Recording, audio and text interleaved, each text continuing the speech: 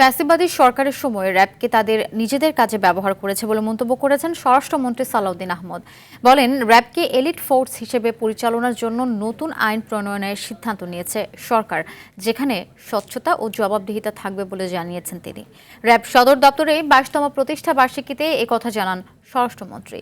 র্যাবের উপর মার্কিন যুক্তরাষ্ট্রের দেয়া স্যাংশনের কারণ ছিল রাজনৈতিক, তবে এলিট ফোর্স হিসেবে নাম পরিবর্তন করা হলে যুক্তরাষ্ট্র এই নিষেধাজ্ঞা তুলে দিতে পারে বলে মনে করেন স্বরাষ্ট্রমন্ত্রী। শাকিবুর রহমানের রিপোর্টে থাকছে বিস্তারিত।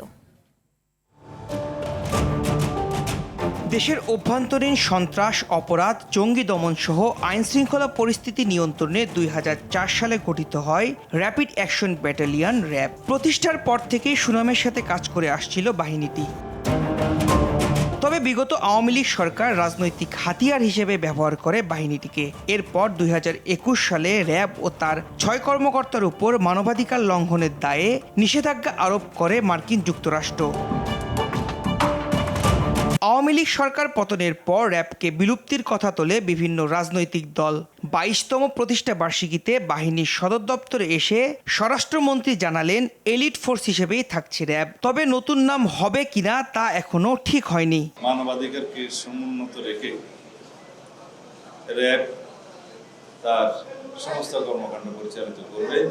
একটি নতুন আইন প্রণয়নের উদ্যোগ নিয়েছি। এলিট ফোর্স হিসেবে একটা বাহিনী থাকবে। র্যাবের নাম আবার রিনেমড করবো কিনা কোনো চিন্তা ভাবনার বিষয় সরকার বিবেচনা করছে।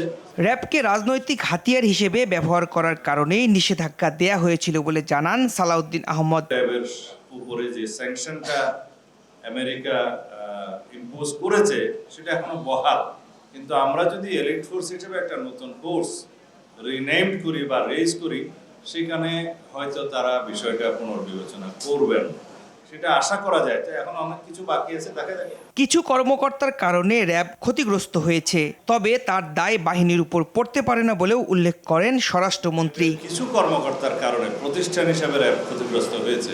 শাকিবুর রহমান, RTV, ঢাকা।